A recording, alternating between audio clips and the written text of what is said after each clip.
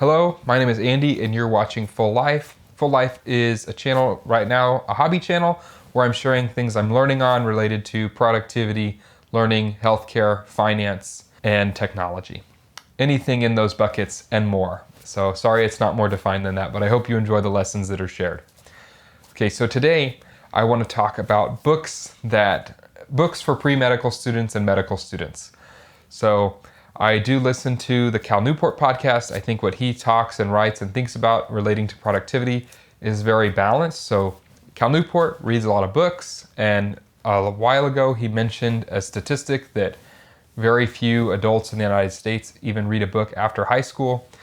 And in books, he describes too this process of people spend a lot of time putting knowledge into books, and the writing process where there is this process of someone writing it, editing, refinement that refines the ideas. And then there's learning advantages too, that you have to work so hard to understand what is being written. Anyways, insert the value of reading books. The point of this video is for me to share some books that I've enjoyed reading about medicine. So I've titled Book Recommendations and Suggestions for Medical Students. And I'm also going to throw in some recommendations about reading the literature as well from medical research. So in no particular order, I want to list some of those books. So the first book I want to talk about is one that I haven't even finished yet, but I ran across this book through the Arm and a Leg podcast, a show about the cost of healthcare. And this book is The Social Transformation of American Medicine by Paul Starr. And this book is a history book on how the United States healthcare system came to be what it is, I think current up until around 2017 or 2019. And so I recommend this book for anyone that's working in the United States healthcare system to understand the history of medicine and the history of how American medicine became the profession it is today. Interesting read. Reminds me a lot of the book Guns, Germs, and Steel by Jared Diamond, if you're interested in that book as well. The next book that I wanted to share was a book I listened to my first year of medical school. Again, I think this is a great book for any student interested in medicine by their pre-med or in medical school, or PA or DO school. But anyone that is in the practice of medicine, it gives some great insight into the development of diagnostics and therapeutics in medicine and the costs of that along the way. And even good for researchers as well. So that book would be The Emperor of All Maladies by Siddharth Mukherjee. And again, like I just described, that this is a great book on the history of cancer and a fascinating read for anyone that's taking even a cell biology course, and strongly recommend. The next two books are from the same author, Atul Gawande. And the two books that I've read from him that I would recommend is one, Better, and two, The Checklist Manifesto.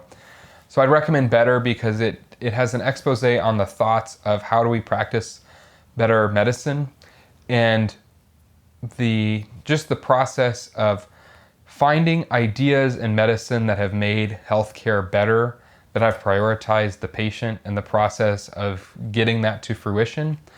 And even one of the most common concepts from that book that I think about pretty consistently is diligence. There is just a simple diligence in doing things that we know that work, but it's putting it into practice and actually getting it done that's the challenging part. So I think about like when I'm foaming in and foaming out or washing my hands before I examine a patient. That diligence helps both the patient and myself not to get infected. It's simple, it's super effective, and the rates of people doing them are quite low sometimes. And that's where diligence comes in. Diligence is doing the thing that is right every time, that needs to be done every time. So just a great place to catch that in our minds, to think about those things that need to be done. So that would be in the book Better. And the second is The Checklist Manifesto. And there's now a surgical safety checklist that he, in the book, describes the development process with the WHO. And it's really a book that describes the pains that are in medicine and how other industries have addressed these things to make their industry safer. And safer medicine is better medicine for patients. That's another one I'd recommend. So those are just four basic book recommendations for pre-medical students or anyone really interested in medicine. Those would be four recommendations I have at the moment. I also want to add here at the end some just general thoughts about medical literature and students engaging in medical literature. So The first one would be I'd recommend students who are interested in medicine just to get kind of a foot in the field, if you will. Probably a great start, even though it can be a little technical, it's a great dive in, is this initiative that's been called Choosing Wisely. And so Choosing Wisely kind of is a foray into different specialties in different areas, have written about simple things that people get wrong or do something in a different way. And it's about that term, choosing wisely, or making a wise choice on how to treat somebody.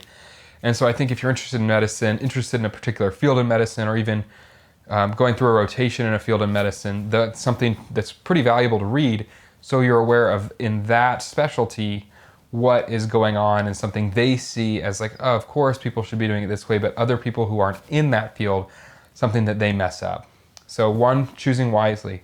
The second, being aware of what are the major organizations that govern a particular specialty, such as the American Association of Pediatrics, the AAP, or ACOG, right? The American College of Obstetricians and Gynecologists. The ACE, the American College, or ACS, the American College of Surgeons, for example. So just being familiar with kind of being familiar with the major professional societies of a specific specialty. And the reason I bring that up is both to peruse their website and any guidance that they may have, but additionally, generally, these specialties have primary journals. And so if you're interested in a particular specialty or want to understand what's going on in that field, just even reading the titles of the latest issue, so the latest issue containing all the most recent articles that have entered that journal, kind of just gives you a background onto what's going on, so you can see, oh, how is this field sort of organized, or something like that. So those are some general advice. That's some general advice I have about dipping your toe into the literature that exists in medical literature that's beyond books. So anyways, I hope that this video was helpful and you learned something and it was engaging. Have a wonderful day. Thank you for your time. Bye-bye.